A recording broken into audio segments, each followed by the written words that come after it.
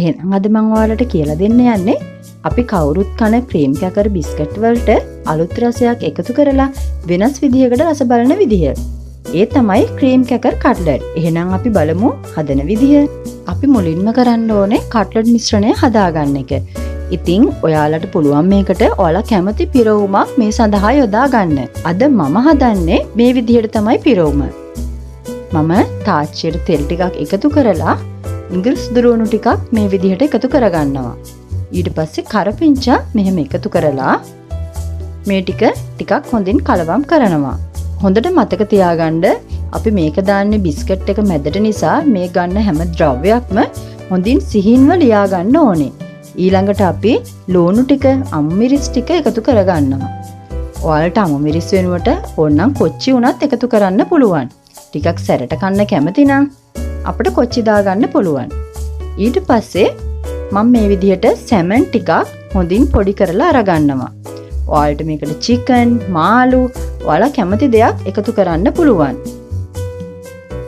පස්සේ අපි මේ කෑලි මිරිස් ටිකක් මෙහෙම එකතු කරනවා. මේ දේවල් එකතු කරනකොට ඔයාලගේ කැමැත්තට, ඔයාලගේ රසයට, ඔයාලා සැරට කන්න කැමති නම් ටිකක් වැඩිපුර එකතු කරගන්න. අපි ලුණුත් එකතු කරලා, ගම්බිරිසුත් එකතු කරලා දැන් හොඳින් මේක කලවම් කරගන්නවා. ඊට පස්සේ අපි හොඳින් පොඩි කරගත් අල, තම්බලා හොඳින් පොඩි කරගත් අල කැට හිටින් නැතිව ක්‍රීම් එකක් වගේ අපිට මේක තියෙන්න ඕනේ. මොකද නැත්තම් බිස්කට් එක පුපුරන්න බලනවා. මේ අල ටික අපි මේ විදිහට එකතු කරලා හොඳින් මිශ්‍ර කරගන්නවා. මේ වෙලාවේ අපිට ගින්දර ටික ඕෆ් කරගන්න පුළුවන්. මොකද අල ටික හොඳටම පොඩි වෙලා තියෙන නිසා අඩිය අල්ලන්න බලනවා.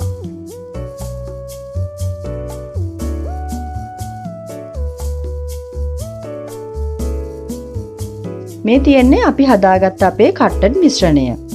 දැන් ලොකු ක්‍රීම් කැකර ටිකක් අරන් තියනවා මම බිස්කට් කුඩු ගසාගත් බිත්තරයක්.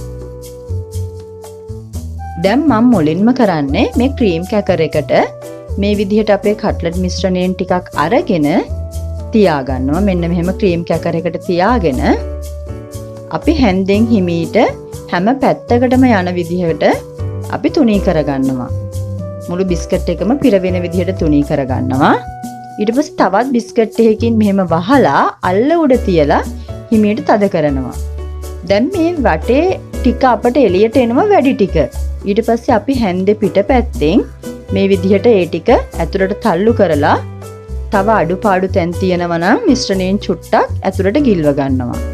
අපි දැන් බිස්කට් එක මෙන්න මෙහෙම බිත්තර සාරුවල හොඳින් දවට ගන්නවා.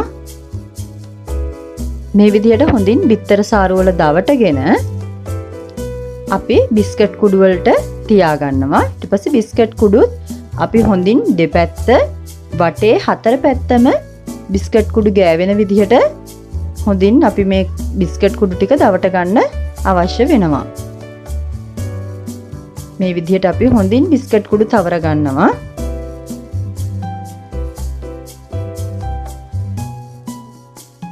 මේ තියෙන්නේ අපි මේ විදිහට බිස්කට් කුඩු තවරගත්ත අපේ ක්‍රීම් කැකර් ටික. දැන් අපි කරන්නේ අපේ තෙල් තාච්චියට මේ විදිහට එකතු කරනවා.